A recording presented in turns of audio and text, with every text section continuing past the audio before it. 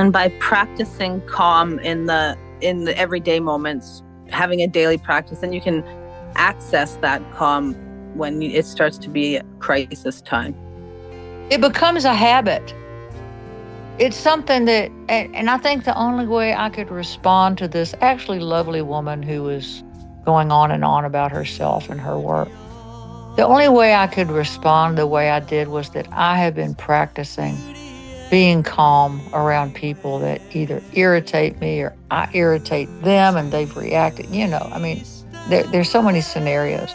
But I've been practicing that and it becomes a part of your situational awareness. You're right. It's really interesting how that noticing and awareness helps your physical and your emotional, spiritual health as well. It's true. And females, we are, and I hope this is changing, but we're usually raised to be the helpers and we are raised to be nice. I'm not a nice person. I'll be kind, but I'm not nice. I'm not going to be nice. I'm not going to Very, help anybody. that Or, stay quiet and don't make a fuss. right. And Tom and I laugh about that. I said, I think it's because women, we might have a more developed Broca's area. Girls talk sooner than boys. But you also don't need to be a nervous talker and drive your husband crazy or anybody else. I've got a funny story about that. Another self-effacing silly thing. So we have, of course, this cat, Sophia Montana. She never does anything wrong. She's a perfect cat. It's hysterically funny. She's just lovely. She's quiet. So told Tom, I said, I'm going to go to the feed store and I'm going to he said, would you pick up a bag of salt for me for the water purifier? I said, sure, pick up a bag of salt. So I go to the feed store and they were having dog adoption day. Oh my God, I was losing my mind. They were so cute. Doggies were getting adopted. We have a wonderful no-kill shelters here. We have great programs. Missoula really does have a lot of help me, help myself programs. So I'm talking to my buddies in there and I'm petting the dogs. They're just so cute. So I get Sophia some cat food and I get him his bag of salt and I come home and I open the door and I have my packages and he's sitting watching TV, a military show. And he said, did you get my salt? I said, oh my God, there was dog adoption day. There was his cutest dog. There was a pit bull, looked just like Gargoyle. It was so cute. And I got Sophia her cat food. He said, did you get my salt? And there was this place in the back I didn't even know about. You could sign up and I'm not one of those people, to work at the shelter. And I went on. He asked me 4 times. Finally, he stood up. He said, hey, all I want to know, did you get the salt? And what did I do? Well, why are you mad? That's so relatable. It's just girls. It's girls because guys have a gift we don't. They can sit and go into a quiet place. We don't have that neurology. Whatever that neurotransmitter is, we don't have it. It's not there. And it's a survival tool. So when we are yipping and yapping and talking girl things, this and that, it's like, shut the F up.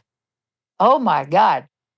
So I've gotten to the point that I can't listen to a television show where women are talking loud or fast. I can't do it. So Tom thinks that I'm channeling him. But I'm just older. And I'm just older. I think that's part of it. Definitely. And years of marriage, you rubbed off on each other a bit. Well, it doesn't. I never did that thing again about, oh my God, look. And I've learned to walk in the house and I say, okay, it's on the counter or this and that, or there you go. And that's polite. That's kind. Yeah, you're taking into account other people's needs, and you're just being reasonable about the whole thing. Exactly. Kindness.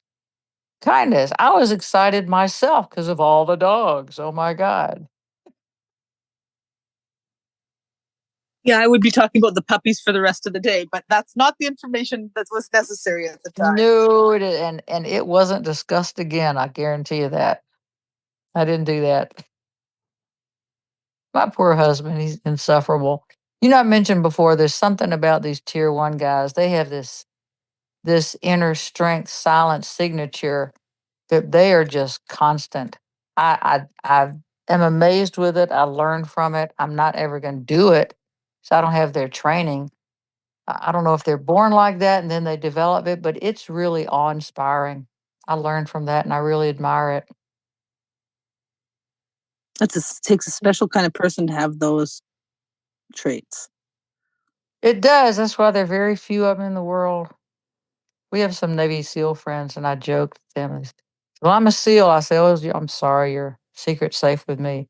They're like, what? I said, yeah, SEAL in French means I couldn't make Delta OTC. You know, we're just joking. And so there's a lot of humor, and there is what we call Special Forces humor, SF humor.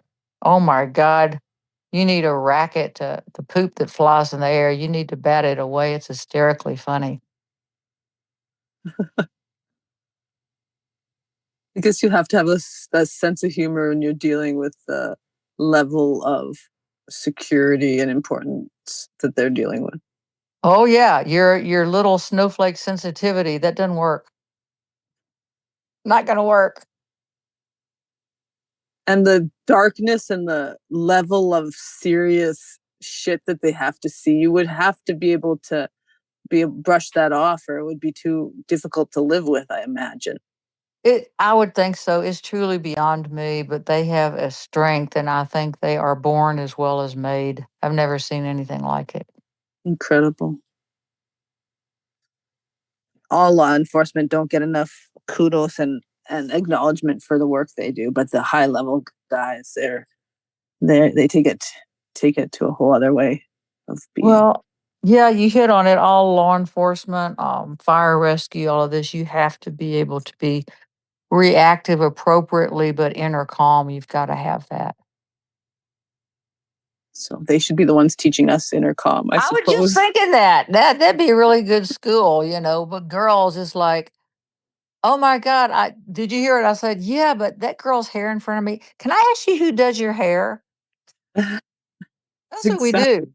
Yeah. That is what. So what? That's what we do. I suppose as we learn from each other and accept each other in the way you were talking about being reasonable instead of pushing aggressively on others, then we can open up and learn from each other instead of being triggered by each other all the time. Yeah, we aggress on each other and we push when we're afraid.